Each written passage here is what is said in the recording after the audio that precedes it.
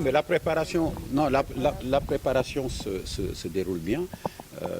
Tout à l'heure, on parlait d'équipe prête. Diambar est en préparation depuis 8 semaines.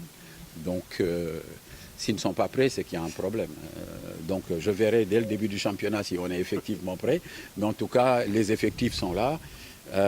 Nous avons choisi à Diambar depuis quelques années, après l'expérience des recrutements de l'extérieur, d'arrêter cette expérience et de nous concentrer sur les effectifs que nous avons, quel que soit leur âge et quel que soit leur profil physique. Ça peut nous poser quelques problèmes, ça nous en a posé un tout petit peu l'an dernier, mais je crois qu'on a suffisamment de qualité. Je pense que le dernier tournoi UFOA U17 en atteste largement. On a quelques joueurs également dans l'équipe des U20, donc il y a de quoi largement faire. Et je pense qu'il y a effectivement suffisamment de qualité pour produire un beau football. En tout cas, c'est nous, notre souhait, notre vocation. On ne souhaite pas juste que jouer pour avoir des résultats. On souhaite jouer pour que le spectacle soit beau et que nous puissions intéresser le public et que le spectacle devienne attrayant. C'est en tout cas ce que j'ai demandé à mes coachs. Je suis un supporter de Barcelone et c'est pas peu dire. Et en conséquence, j'espère que mon club essaiera au moins de ressembler à ce que le président aime.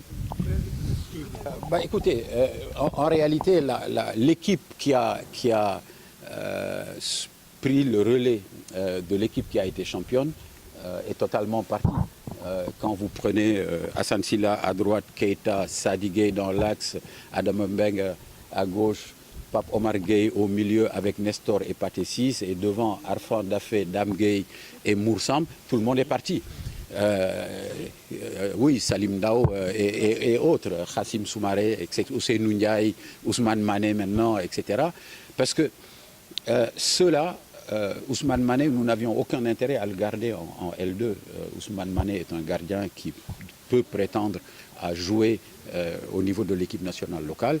Et de plus, nous avions besoin effectivement que Ousmane Mané cède la place à ses jeunes frères pour qu'ils puissent effectivement montrer aussi leur talent et leur qualité. Donc tous ceux-là sont partis.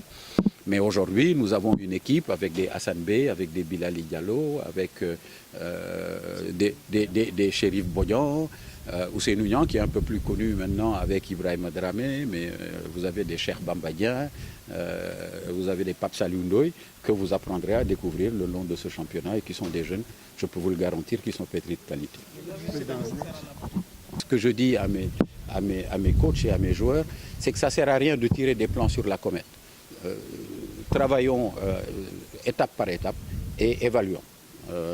Ce que je ne veux pas, en tout cas insuffler moi à mes effectifs, c'est d'aller au stade le dimanche en disant on va gagner par force. Parce que ça n'existe pas au football. Avoir l'humilité de perdre et de savoir lire et d'apprendre de nos défaites de manière à pouvoir grandir. Je vous le répète également, le projet individuel de chaque jeune à Diambar est supérieur au projet collectif de l'équipe. Et que si un jeune doit partir, quel que soit l'enjeu du match suivant, le jeune partira et un autre viendra.